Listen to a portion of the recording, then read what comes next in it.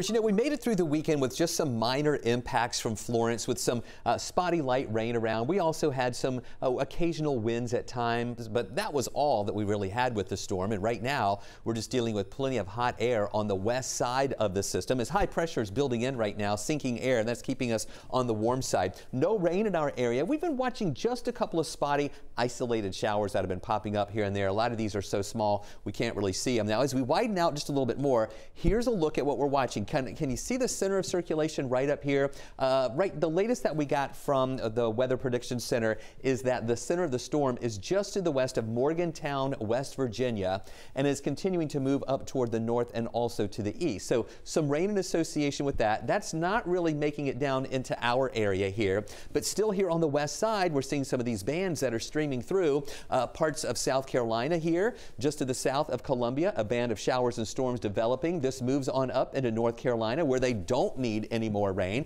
Now, it's not covering the whole state, but still some showers and thunderstorms there. And then as you move up into parts of Virginia, closer to Washington, this is where we have a tornado watch in effect.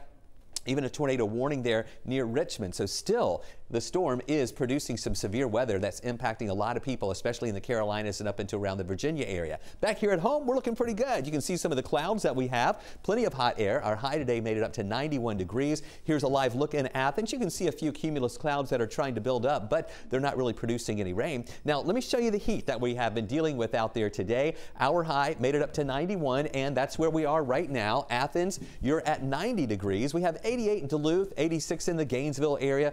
Look at Clayton, 77 degrees. Wouldn't that be nice compared to the 95 that we have right now in Eatonton? And when you factor in the humidity, it feels hotter. It feels like 94 in Atlanta. 96 is the heat index in the Athens area, and LaGrange coming in at 99. That's how it feels to you. Now, 90 is going to be our high temperature tomorrow. We're going to go with a 9 on the wazometer. Not concerned about any rain chances. So let me show you the forecast track, and you can see what we're watching here. It's a drier flow coming in from the north, and I don't think we'll see any showers out there tonight. And then as we go through the morning hours tomorrow, starting off with mostly sunny skies, maybe just a few little clouds mixing in here and there. Still mostly sunny at noontime. And then in the afternoon, I'm not concerned about rain here. If there are any showers around, the potential is in far north Georgia, and that rain chance would only be at about 20% here for tomorrow afternoon. But here in the Atlanta area, we'll stay dry but hot, 90 both Tuesday, Wednesday, and add Thursday in there too.